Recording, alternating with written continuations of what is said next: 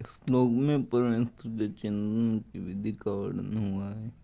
सबसे प्रमुख बात यह है कि वे निराकार या शून्य नहीं है।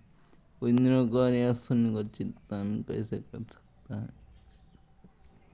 यह अत्यंत कठिन है। किंतु कृष्ण के चिंतन की विधि अत्यंत सुगम है और रूप में यहाँ वर्णित है।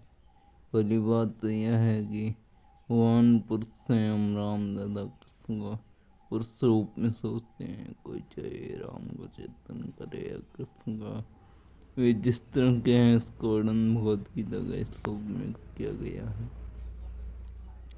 भगवान कवि हैं अर्थात वे भूत वर्तमान और भविष्य की ज्ञाता हैं, अतः वे सब कुछ जानने वाले हैं। वे प्राचीनतम पुरुष हैं क्योंकि वे समस्त वस्तुओं के उत्पन्न हैं। प्रत्येक वस्तु उन्हीं से उत्पन्न है। वे ब्रह्मांड के परम नियंता भी है, वस्तुओं के पालक का शिक्षक है। उससे भी सूक्ष्म है। जीवात्मा बाल के भाग के 10,000वें अंश के बराबर है, किंतु भगवान अचिंत्य रूप से इतने लघु हैं कि वे इस अणु के भी हृदय में प्रविष्ट रहते हैं। इसलिए वे लघुतम से भी लघुतर हैं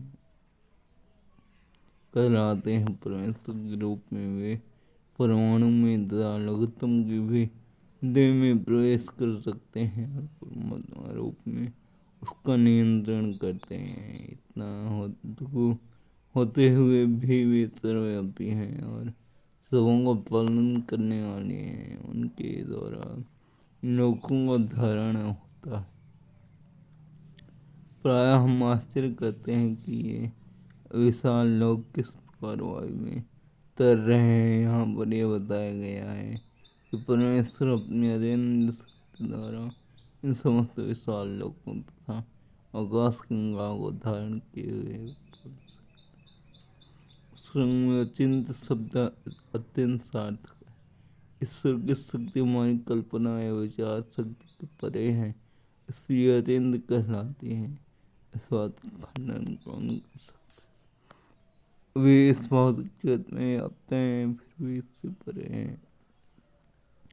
हम इसी भौतिक जगत को ठीक ठीक नहीं समझ पाते।